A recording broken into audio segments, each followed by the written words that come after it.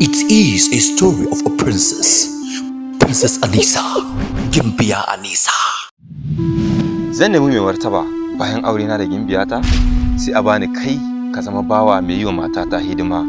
Ranke dade. Kar ka ce komai, ka bar komai a hannuna. Ina son ka. Sahabin nawa. A film produced by Najib Balarabe, executive producers Sadiq Arfat and Hassana Maman Ali. Babu wani abu da ya kai kyau a duniya. He was lost in the jungle of love. Ki kokari ki je ku gaisa da mijinki mai jiran gado. Ba za yi ba. Na tsane ka. Kuma ba zan taɓa son ka ba. Inna lillahi wa inna ilaihi raji'un. Gimbiya Anisa. Zuciyata ta kamu da son wannan yarinyar da muka haɗu da ita a daji. Wace ce ita? Gimbiya Anisa matar maza ce irin. Tabbas Anisa matar maza ce irin mu. Ni Abbas dan sarkin baka ba irin ku ƴaƴan kuikuyo ba. Gimbiya Anisa matar maza ce irin mu ba mata ba. A tara dan makoyo da Abbas. Kyawun surar halittar Gimbiya Anisa da fadin masarauta irin tasu. In dai ni Amaru ɗan sarki ina wajen. To ni zan ci wannan gasa. Allah ya kai mu goban lafiya. Duk wanda ya iya Allahnsa zai wai.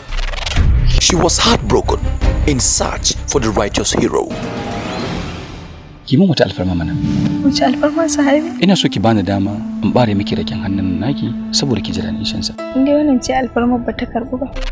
Gimbiya Anisa. Tun da zai rima yana can a kwance cikin yanayin damuwa ko abinci ya kasa ci tun jiya.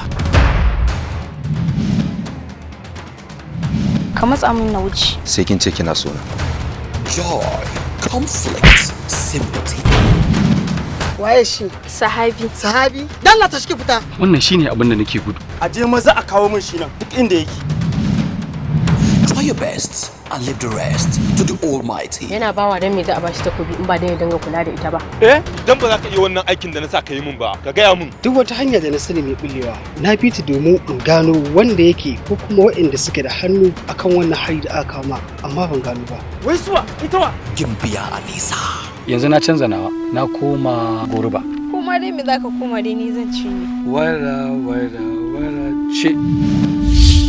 Ina so ka min alƙawarin cewa duk wuya duk rintsi kamar yadda a tsawon shekarun nan ka kula ka adana azurfan nan haka nake so ka adana soyayyata a cikin zuciyarka. A yau an samu tsabakurin da ya tono wutsiyar dodo. Story, screenplay and directed by the decent, disciplined director Aminu Bala Medoki. Gimbiya Anisa is an episodic series movie that will be coming to you every Wednesday on YouTube Medoki HAUSA TV around 8 p.m. dot.